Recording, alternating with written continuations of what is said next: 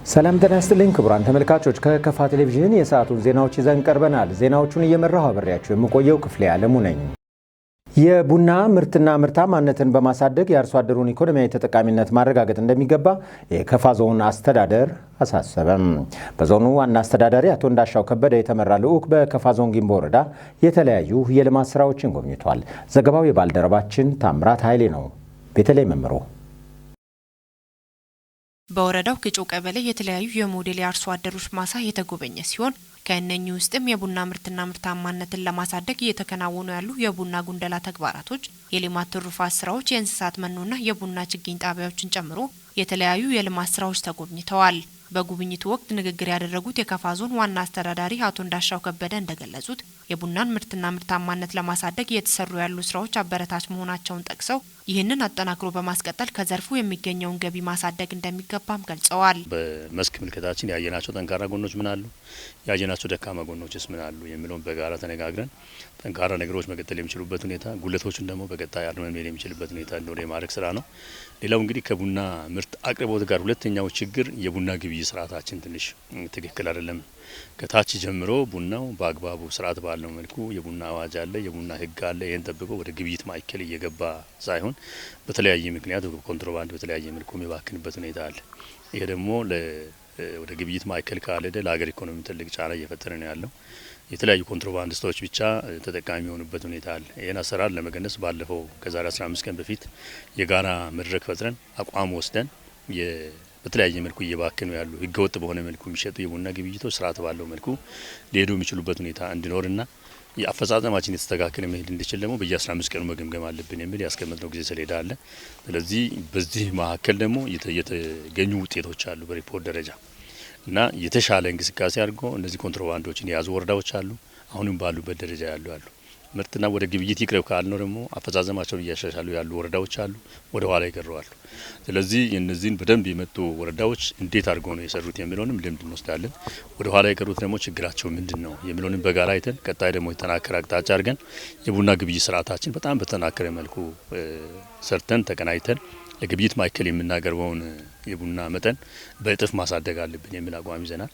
የከፋ ዞን ብልጽግና ፓርቲ ኃላፊና የመንግስቱ ዋና ተጠሪ አቶ አጥናፉ ኃይሌ በበኩላቸው አካባቢው የቡና መገኛ ከመሆኑ ጋር ተያይዞ የቡና ማሳና ምርታማነትን ታሳቢ ያደረገ ስራ በትኩረት እየተሰራ መሆኑን ጠቅሰዋል። ያው ዞናችን ከፋ ዞን ይታወቃል፣ የቡና መገኛ ምድር ነው። ከፍተኛ የቡና የማምረት አቅም ያለ ዞን ነው። ቡናን ለዓለም ያበረከተ ለረጅም ጊዜ ቡና ሲመረትበት የነበረ ነው። ነገር ግን ዋናው ጉዳይ ምርትና ምርታማነትን ማረጋገጥ የመጀመሪያው ጉዳይ አድርገን ነው እየሰራን ያለ ነው። ምርትና ምርታማነትን ለማረጋገጥ በተለያየ መንገድ ቡና ላይ መስራት ይቻላል። የመጀመሪያው የቡና ማሳ ሽፋን ማሳደግ ነው። ቡና ማሳ ሽፋን ስናሳድግ የምናገኘው ምርት እየጨመረ ነው የሚሄደው። እስካሁን ድረስ በዞናችን በተለይ 10 አመት ውስጥ ከፍተኛ የሆነ የማሳ እድገት አሳይቷል። አርሶ አደር ከዳር እስከ ዳር ቡና ተከላ ላይ ትኩረት እያደረገ ነው ያለው። ከዚህ በፊት ቡና አምርቶ የማያውቁ ወረዳዎችም ጭምር ቡና አምራች የሆኑበት እድል ነው የተፈጠረው። ለዚህ ደግሞ ከፍተኛ የህዝብ ንቅናቄ በመንግስት በኩል ትኩረት ተደርጎ ስለተሰራ የቡና ማሳ የማስፋት ስራችን ውጤታማ ነው ማለት ይቻላል። በሌላ በኩል ደግሞ ከፍተኛ ምርት ለማግኘት የቡና ማሳ ማስፋት አንድ ነገር ሆኖ ምርታማነት ደግሞ መጨመር አለበት። ዋናው ነገር ማዕከላዊ ገበያ የምናቀርባቸው ምርቶች መጠናቸው መጨመር መቻል አለበት። ስለዚህ እሱን ታሳቢ ያደረገ ምርታማነትን ለመጨመር በሄክታር ደረጃ ከዚህ በፊት አርሶ አደሩ 3 ኩንታል 2 ኩንታል ከሚያገኝበት ማደግ አለበት በሚል በንቅናቄ ተሰርቶ በሞዴል አርሶ አደሮች ከ10 በላይ ኩንታል እየተገኘ ነው ያለው። የከፋ ዞን ግብርና ደን አካባቢ ጥበቃና ህብረት ስራ መምሪያ ኃላፊ አቶ ጋዋ አባ መጫ በበኩላቸው እንደ ዞን በቡና ልማትና ግብይት ላይ ልዩ ትኩረት ሰጥቶ ለመስራት በተደረሰው መግባባት ጊምቦን ጨምሮ በየአካባቢው አበረታች ተግባራቶች እየተከናወኑ መሆናቸውን ጠቅሰው የቡና ልማት ውጤታማነት የሚረጋገጠው በቂና ችግር ፈቺ እቅድ ከማቀድ እስከ ትግበራ ድረስ በተሰጠው ትኩረት ነው ብለዋል። ከጉብኝት በኋላም የከፋ ዞን ግብርና አካባቢ ጥበቃና ህብረት ስራ መምሪያ የ2017 ዓመተ ምህረት የ5 ወራት የቡና ልማትና ግብይት አፈጻጸም ሁሉም ወረዳዎችና ከተማ አስተዳደር የቡና ግብይት ግብረ ኃይሎች በተገኙበት በጊምቦ ወረዳ ገምግመዋል። የጊምቦ ወረዳ ዋና አስተዳዳሪ አቶ ትብብሩ አሰፋ በበኩላቸው የአንድ ወረዳ የልማት ተሞክሮ ወደ ሌሎች እንዲሰፋ ለማስቻል የቡና ልማት አፈጻጸም ግምገማ ጊምቦ ወረዳ ላይ መደረጉ እንዳስደሰታቸው ገልጸው ይህንን እድል ያመቻቹ አካላትን አመስግነዋል። የከፋ ዞን ምክትል አስተዳዳሪና የገቢዎች መምሪያ ኃላፊ አቶ ደመላሽ ንጉሴ ቡናን በተቀናጀ ሁኔታ መስራት የገቢን አቅም ለማሳደግ ብሎም የህዝቡን የልማት ጥያቄ ለመመለስ ፋይዳው የጎላ መሆኑን ገልጸዋል። በከፋ ዞን ግብርና ደን አካባቢ ጥበቃና ህብረት ስራ መምሪያ የቡና ሻይና ቅመማ ቅመም ዘርፍ ኃላፊ አቶ ሞገስ ተክሌ የወረዳዎችን አፈጻጸም መሰረት ያደረገ ዞናዊ ሰነድ አቅርበዋል።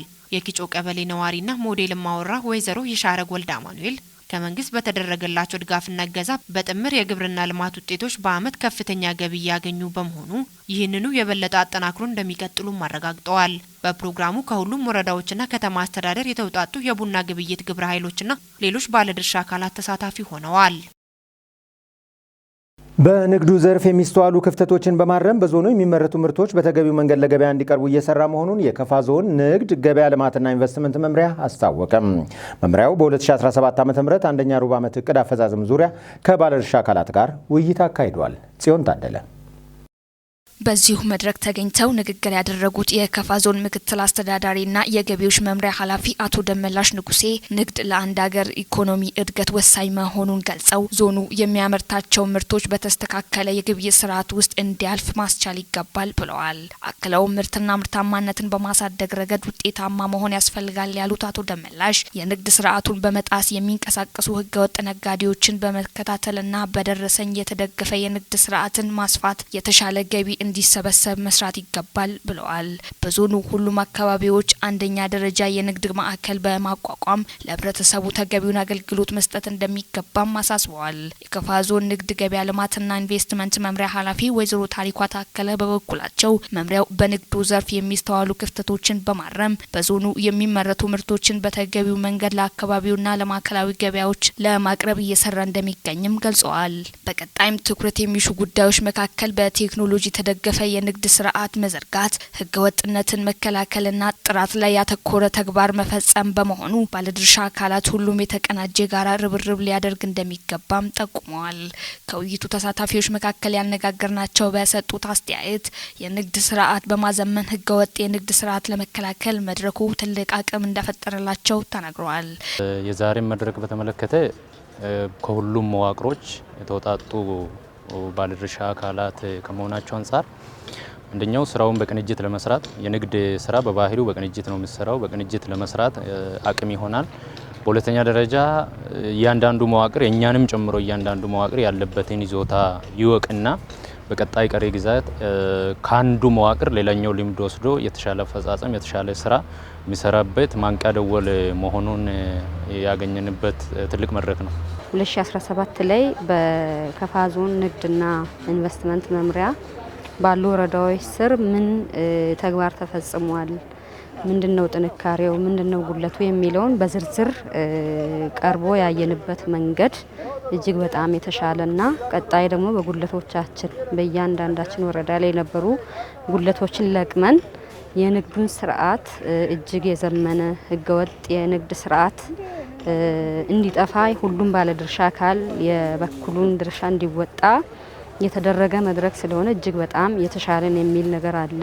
ዞናዊ የባለድርሻ አካላት እና ንግድ ጽህፈት ቤትን አንድ ላይ አካቶ እየተደረገ ያለው እስካሁን የ17 እስካሁን አፈጻጸም መድረክ ለኛ ትልቅ መነሻ ቀጣይ ስራችን በተሳለጠ ሁኔታ ለመምራት ውጤታማም ለመሆን አሁን የጎደሉ ነገሮችን ለቅመን ውጤታማ የሆነ ስራ ለመስራት የሚያስችል ትልቅ መነሻ የሚሆን እና ግብዓት ያገኘንበት መድረክ ነው ብዬ ነው የምወስደው ማለት።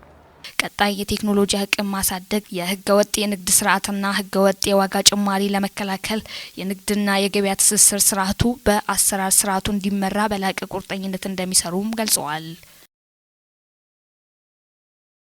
በገዋታ ወረዳ ገዋ መቻ ቀበሌ የወረዳው አስተዳደር በመደበው ከ2.8 ሚሊዮን ብር በላይ በሆነ ወጪ የተገነባ የንጹህ መጠጥ ውሃ ፕሮጀክት ተመረቀ። የውሃ ፕሮጀክቱ ግንባታ የቅንጅታዊ ስራ ውጤት መሆኑን የወረዳው አስተዳደር ገልጿል። ከገዋታ ወረዳ የመንግስት ኮሚኒኬሽን ለተገኘው ዘገባ ቤተልሔም መምሩ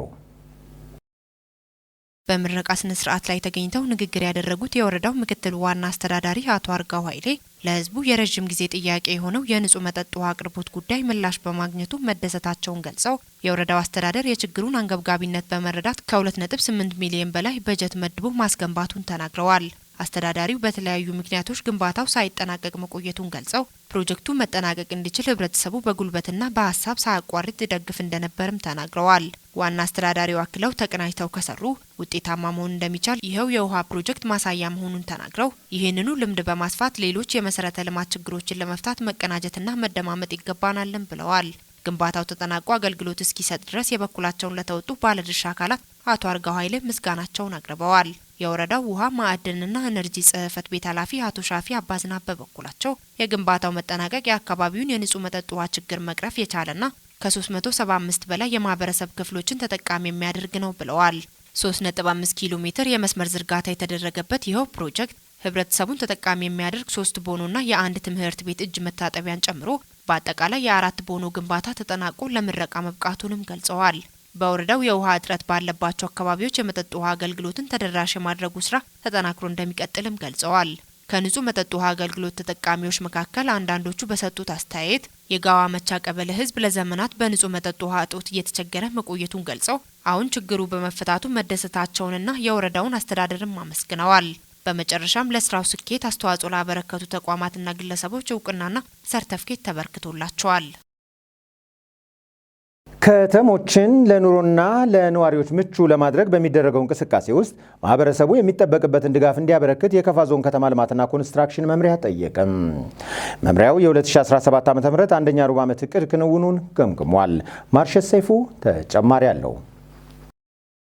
ከተማዎችን ለነዋሪዎች ምቹ ለማድረግ በሚደረጉ ጥረቶች አልፎ አልፎ የሚታዩ ክፍተቶችን እየሞሉ ከመሄድ አንጻር ዘርፈ ብዙ ተግባራቶች እየተሰሩ መሆናቸውን ያነሱት የመምሪያው ኃላፊ አቶ አሸናፊ አዲስ የ2017 ዓ.ም አፈጻጸም ላይ እንደ ተግዳሮት የታዩ ክፍተቶችን እየሞሉ ለመሄድ ይህ ውይይት አስፈላጊ መሆኑን ገልጿል። ከመሬት አንጻር ለተለያዩ አገልግሎቶች ማለትም ለማህበራት፣ ለኢንተርፕራይዝ፣ ለንግድና ኢንቨስትመንት መሬትን ከማስተላለፍ ጋር ተያይዞ ያሉ ጥንካሬዎችን ከማስቀጠልና ጉድለቶችን እያረሙ ከመሄድ ጋር ተያይዞ ሀሳባቸውን ያጋሩት ኃላፊው እያንዳንዱ የመሬት ስርዓትን በካዳስተር እንዲመራ ከማድረግ አንጻር ዘርፈ ብዙ ተግባራት መከናወናቸውን አንስቷል። ከማዘጋጃ ቤት አገልግሎት ጋር ተያይዞ ቴክኖሎጂን በመጠቀም ከእጅ ንክኪ የጸዳ አገልግሎቶችን እንዲሁም ዲጂታላይዜሽን ሲስተም ዘርግቶ ተገቢውን አገልግሎት ለማህበረሰቡ መስጠት እንደሚያስፈልግ የተጠቆመ ሲሆን ከዚህም ጋር ተያይዞ በዋቻ ከተማና ቦንጋ ከተማ ያለውን ተሞክሮ ማስፋት አስፈላጊ መሆኑን ጠቁሟል። የ2017 ዓ.ም አንደኛ ሩብ ዓመት አፈጻጸም ሪፖርት የቀረበ ሲሆን በቀረቡት ሪፖርቶች ላይ ከመድረኩ ሀሳቦች ተነስቷል።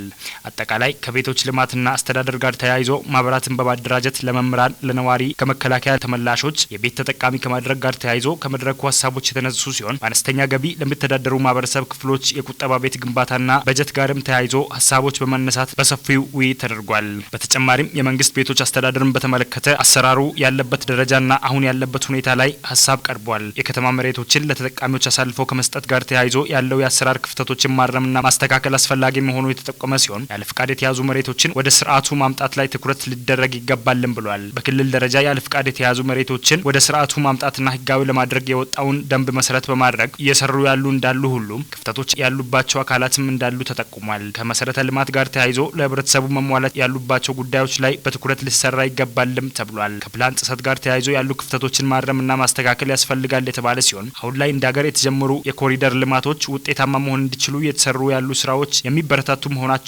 ተነስቷል። ለዚህም ውጤት የህብረተሰቡ ተሳትፎና መተባበር ከፍተኛ መሆኑ ተጠቁሟል። በመድረኩም አጠቃላይ ከወረዳና ከተማ አስተዳደር የሚመለከታቸው አካላት የተገኙ ሲሆን ውይይቱን በመምራት የከፋ ዞን ዋና የመንግስት ተጠሪና የብልጽግና ፓርቲ ቅርንጫፍ ጽህፈት ቤት ኃላፊ አቶ አጥናፉ ኃይሌና የዞኑ ከተማ ልማትና ኮንስትራክሽን መምሪያ ኃላፊ አቶ አሸናፊ አዲስ ከመድረኩ ለተነሱት ጥያቄዎች ምላሽ ሰጥተዋል። በአቅራቢያቸው ገበያ መቆሙ ከትራንስፖርት ወጪ እንደታደጋቸው በቦንጋ ከተማ የኮሌጅ ቀጠና ነዋሪዎች ገለጹ። ባልደረባችን ምረታ ብራኑ በስፍራው ተገኝታ የሚከተለውን አሰናድታለች። አሁን የምንገኘው በተለምዶ ኮሌጅ ተብሎ በሚጠራው አካባቢ ነው። በዚሁ በኮሌጅ አካባቢ እንግዲህ አንድ አዲስ የሆነ ገበያ አለ። ይህ ገበያ ከዚህ ቀደም ቴክኒክና ሙያ አካባቢ የነበረና አሁን ተቀይሮ በቀያሪ እዚህ የመጣ ነው። ይህም ገበያ ከዋናው ገበያ ቀናቶች በተመሳሳይ ማክሰኞ፣ ሐሙስና ቅዳሜ የሚገበያዩ መሆኑን ነው ለማወቅ የቻልነው። በጣም ጥሩ ነው። ያው ሰው በወጣበት ሰዓት የፈለገውን ነገር ሸምቶ ይገባል። ያው ለቅርብም ጥሩ ነው፣ ለቅርበታም ጥሩ ነው፣ ለትራንስፖርትም ሁሉም ነገር በጣም አሪፍ ነው። እዚህ ያው የዚህ ገበያ ጥቅሙ በተለይ ለመንግስት ሰራተኛ ከሰኞ እስከ አርብ ያው ከስራ ጋር የተያዘ ጉዳይ ገበያውን ላይ ይጠቀም ይችላል። ከሰዓት በኋላ ከስራ በኋላ እየመጣ እየሸመተ ያሰቡን ሸምቶ ቤት ይገባል ማለት ነው። እዚህ ይሻላል ትንሽ ለምን ልዩነት አለ። እዚህ ላይ ሄደን 20 ብር ልዩነት አለ ማለት ነው። ትራንስፖርት ልዩነት አለ። ግን እዚህ ካሁን ነው ያው ትንሽም ሽጠን የሸጥነው አክል እንሸጣለን፣ የተረፈንም ይዘን እንገባለን። ያነጋገርናቸው የአካባቢ ነዋሪዎች እንደገለጹልን እንግዲህ ከዚህ ቀደም በዋናው ገበያ ሄደው ሲገበያዩ ያወጡ የነበረ የትራንስፖርት ወጪ ለእቃም ለሰውም በርከት ያለ ገንዘብ እንደሚጠየቁ ነው የገለጹልን። እዚህ በአቅራቢያቸው ደግሞ በማግኘታቸው ያንን ወደ ሌላ ለግብይት እንደሚጠቀሙትና የትራንስፖርት ወጪያቸው እንደቀነሰ ነው የገለጹልን። ትራንስፖርት ቀንሷል። በእግርም ቢሆን እየተጓዝን መተን የፈለግነውን ሸምተን እንገባለን። ይሄ ነው ሌላ ጥቅም። አሁን ትራንስፖርት እንግዲህ ከተማ ከሄድን ደርሶ መልስ 40 ብር ነው ያው በባጃጅ ማለት ነው። በጣም እዚህም ያው ነው። ኢላይ ቢታይም ዋጋው አንድ ናቸው። ግን ትንሽ ትራንስፖርት ነው። ኢላይ ስንሄድ ከዚች ትራንስፖርት 20 ብር ከፍለን ኢላይ ከመሄድ እዚህ ላይ መገበያት ይሻላል ተብሎ ያው ሁሉም ነገር ተመሳሳይ አለ። ያው ትንሽ ደግሞ እዚህ ከላይ እዚህ ይሻላል። እዚህ ነው የሚሻለው ብዬ አስባለሁ። በከፋ ዞን የሚገኙ የሚዲያ ተቋማት ከቦንጋ ፖሊቴክኒክ ኮሌጅ ጋር በጋራ ለመስራት የሚያስችላቸውን የመግባቢያ ሰነድ ተፈራረሙ። ስምምነቱ ኮሌጁ ከመማር ማስተማር ሂደቱ ባሻገር የሚያከናውናቸውን ተግባራት ለሕዝብ ተደራሽ ለማድረግ የሚያስችለው መሆኑ በዚሁ ጊዜ ተመላክቷል። ያዘጋጀው ባልደረባችን ናስር ተማም ነው። ብሩክታይት ብርሃኑ ታቀርበዋለች። የከፋ ማህበረሰብ ራዲዮን ጨምሮ ከደቡብ መገናኛ ብዙሃን ኤፍኤም 97.4 ቦንጋ ቅርንጫፍ እንደዚሁም ከከፋ ቴሌቪዥን ድርጅት ጋር የተደረገው የውል መግባቢያ ሰነድ ተቋማቱ ለአንድ ዓላማ በጋራ መስራት የሚያስችል የስራ ስምምነት መሆኑ ተገልጿል። በዚህ ዙሪያ አስተያየት የሰጡን ባለድርሻዎች እንደተናገሩት የውል ስምምነት ተቋሙን ከህዝብ ጋር ለማገናኘት ምቹ አጋጣሚ እንደሚፈጥር ገልጸዋል። ያው እንደ ሚዲያ ለማህበረሰቡ ጥሩ እድል ይዞ የመጣ ነገር ነው ይመስለኝና በስምምነቱ አንዱ የተካተተው ኮሌጁ ያለውን እምቅ ኃይል ለማህበረሰቡ እየሰጠ እንደሆነ ይታወቃል። ግን ማህበረሰቡ ደግሞ ይህንን ኮሌጁ እያደረገ ያለውን ነገር አያውቀውም እና ማህበረሰቡ ኮሌጁ የሚሰጠውን አገልግሎት እንዲያውቅ እድል የሚፈጥር ነው። ከዚህም ባሻገር አማራጭ የትምህርት እድል አጥተው ዩኒቨርሲቲ መግባት ሳይችሉ ተጨማሪ ስኪል ማግኘት እየቻሉ የሚባክን አንድ ኃይል ውጭ አለ፣ ወጣቶቹ ምናምን። ያንን በደንብ ድልድይ ሆኖ ሚዲያው በማህበረሰቡና በኮሌጁ መሀል ድልድይ ሆኖ የሚሰራበት አንዱ ጥሩ አጋጣሚ የፈጠረለት ነው የማስበው። የግብ ስምምነቱ የፈጸምነው እንደ ደቡብ ሬዲዮና ቴሌቪዥን ድርጅት ቦንጋ ቅርንጫፍ ጽህፈት ቤት የማህበረሰብን ተጠቃሚነት የሚያረጋግጡ ነገሮች ላይ የተኛውንም ስራ እንሰራለን። ከሌሎች ጋርም በመግባባት በራሳችንም አቅደን ስለምንሰራ የስራችን አካል ነው። የማህበረሰቡን ማስተማር፣ ማነቃቃት፣ ማዝናናት የኛ ተልእኮ ስለሆነ የዚህ አካል ስለሆነ ስለዚህ ከዚህ በኋላ ቦንጋ ፖሊቴክኒክና ኮሌጅ ማሰልጠኛ ተማሪዎች መምጣት መሰልጠን አለባቸው። ፕራክቲካሊ እያንዳንዱን ነገር እየዳሰሱ እያዩ ተጨባጭ የሆነ እውቀት ይዘው ወጥቶ ስራ ፈጣሪ መሆን አለባቸው፣ ስራ ፈላጊ መሆን አለባቸው የሚለውን ነገር የተገነዘብንበትና በዚሁ ልክ ለማህበረሰቡ መረጃ የምናደርስበት አግባብነት ስለሚኖርበት ጉዳይ የውል ስምምነት ተፈራርመናል። በየወቅቱም እነሱ መረጃ በየጊዜ እንደሚሰጡን ገጽታ ግንባታ ላይ እንሰራለን። የተማሪ ቁጥር መጨመር ላይ እንሰራለን። ተማሪዎች በየቦታ ከመሄድ ከመዋል ይልቅ እዚህ ቴክኒክና ኮሌጅ ቢመጡ ፕራክቲካሊ ብዙ ነገሮች አሉ። የተለያዩ ማሽኖች አሉ መነካካት የሚችሉት። ወረቀት መያዝ በራሱ ግብ አይደለም። ከዚህ በኋላ ለስራው ውጤታማነት አቅም የፈቀደውን ሁሉ እንደሚያደርጉም አስተያየት ሰጪዎቹ አክለው ገልጸዋል። በቀጣይነት ያሰብነው በቋሚነት የአንድ ወቅት ስራ እንዳይሆንና በቋሚነት ይሄ በዚህ በስምምነቱ ውስጥ ተካቶ ኮሌጁ ለማህበረሰቡ እየሰጠ ያለውን አገልግሎት ኮሌጁ የሚያደርገውን የፕሮሞሽን ስራ ማህበረሰቡ እንዲያውቀውና ተገንዝቦ ለዚህ በቂ ድጋፍ እንዲያደርግ ልጆቹን ወደዚህ እንዲልክ ወጣቶቹም እዚህ መጥተው ባሉ አማራጭ በተቀመጠው የቴክኖሎጂ አማራጭ ሰልጥነው ለራሳቸውም ለሀገራቸው የሚጠቅሙበት እድል እንደሆነ ይህንን ሚዲያው በደንብ የማስተማር ስራ እንዲሰራ ነው አንዱ ስምምነት የተፈጠረው። ለኛ እድል ምንለው ማህበረሰቡ ሲነቃቃ መረጃው ሲደርስ ሲያቅ ሲጠቀም ልዩ ጥቅማችን እሱ ነው። የተለየ ጥቅም ለኛ የሚሰጥ ምንም አይነት ጥቅም የለም። የኛ ተልእኮ ለህብረተሰቡ ጥራት ያለው ወቅታዊ ትኩስ መረጃ ማድረስ ነው።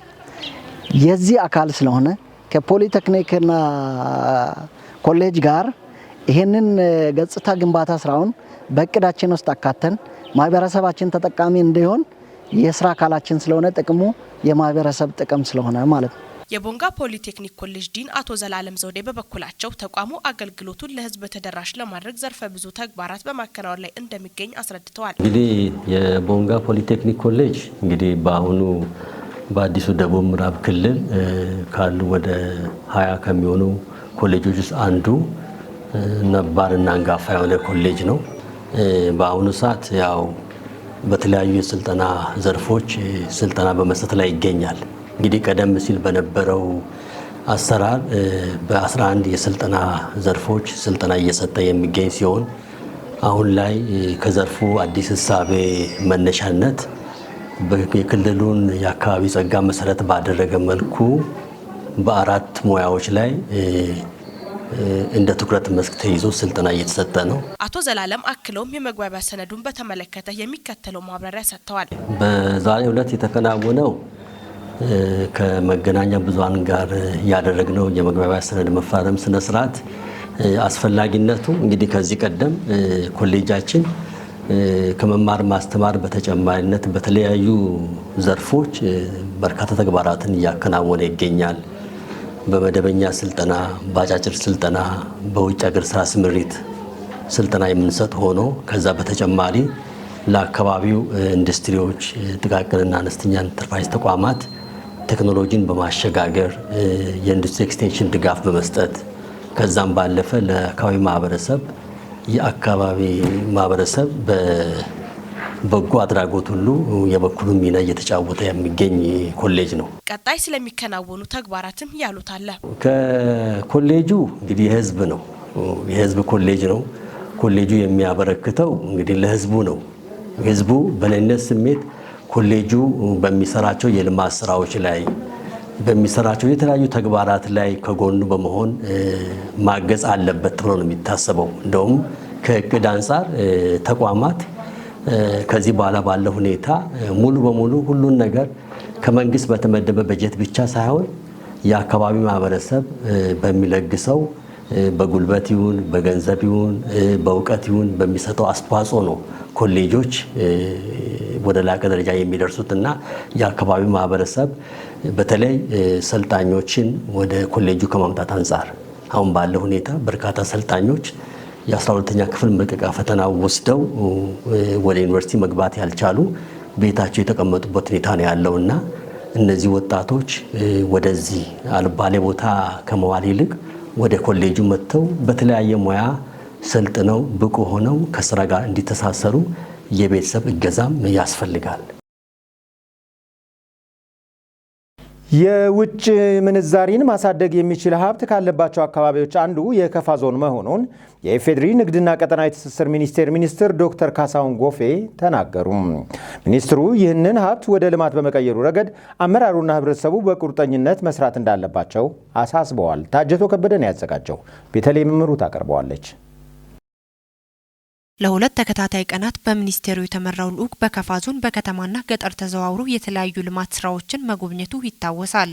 የጉብኝቱን ዋና ዓላማ የተናገሩት የኢፌዴሪ ንግድና ቀጠና ትስስር ሚኒስቴር በጉብኝቱ የሌማት ትሩፋትን ጨምሮ ተስፋ ሰጪ ልማት ስራዎች መጎብኘታቸውን ይናገራሉ። ጉብኝቱ ዋና ዓላማ በአገር አቀፍ ደረጃ በተለይ በክልሎች ያሉትን የማደግ እምቃቅም የልማት እምቃቅሞችን ማየት የተደረጉ ያሉ ጥረቶችን በጋራ እውቀት ለመምራት የሚያስችል ድጋፍና ክትትል ታሳቢ ያደረገ ጉብኝት ነው።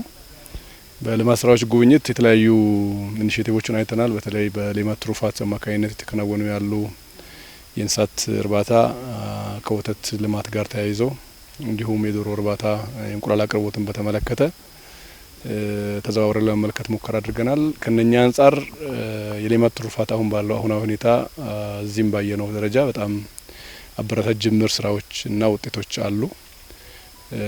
ገበያ ከማረጋጋት ባሻገር ሀብት የሚፈጠርበት መስክ ወደ መሆን የተቀየረበት ሁኔታ እንዳለ ማስተዋል ተችሏል። ነገር ግን በተወሰኑ ኢንተርፕረነሮች አማካኝነት የተከናወነ ያለው ስራ ወደ አርሶ አደር ወደ ከተማ ነዋሪ ህብረተሰብ መግባት መቻል አለበት የሚለው ነው ዋናው እሳቤ። መስፋት መቻል አለበት።